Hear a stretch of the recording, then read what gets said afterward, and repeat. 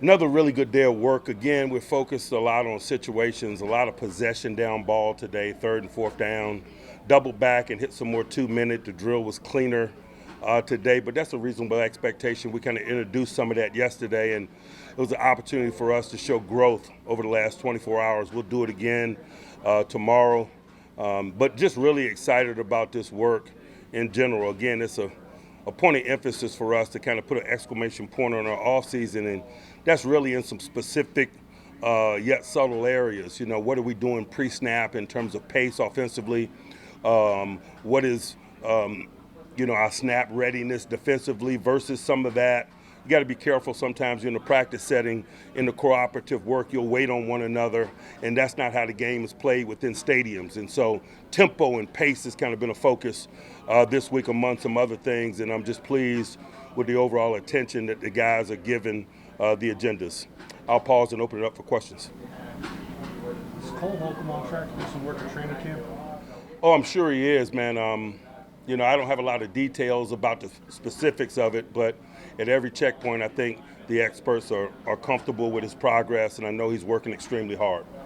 Mike, in terms of what he can do at this point, what has Fields shown you, leadership, whatever on the field? I don't know that I'm looking right now. It's about the giving and receiving of information and teaching guys how we go about business and the things that we value. And so I'm making a conscious effort not to, get into the evaluation component too much. But obviously he's done a really good job doing the things that come with his position, the leadership things formally and informally. I've been pleased in general with his progress, but it's just that I'm not in that mindset. Mike, I know Najee was out here today, but he wasn't a full participant. Is he banged up? Do you expect him to be able to go by training camp? Not anything that's going to be an issue whatsoever regarding health. You guys know my approach, man. Cam Hayward didn't take any snaps today either, is another example of it. I know a lot about some of those guys. I know less about some of these others. And so I like to focus my energies on those that are working and not those that I'm moving out of the way at times to see others. What have you seen from Tom Arthur and his work with the quarterbacks? What kind of has he brought to that role? Man, I just like the energy and detail that he brings, man. I've known Tom for quite a while, man. Obviously him having a regional connect, being at Akron and so forth. He does a really good job with the guys. He's doing a nice job of managing the group and presenting some new things to them. But we're just starting to scratch the surface on some of that stuff. Again, we're just at the very beginning stages of the ball. Mike, similar question with Zach. What has he brought to the receivers? Same thing, man. Energy, detail, a variety of drill work that can be somewhat unfamiliar yet challenging. I like all of that. It's about developing skills relative to their positions, and he comes up with unique ways to do that. Mike, Minkah's talked about wanting to get back to playing Minkah ball this season in terms of being able to make more plays on the ball. What does Minkah ball mean to you? Is that something that he should be able to do? I'm not worried about Minkah ball, to be quite honest with you.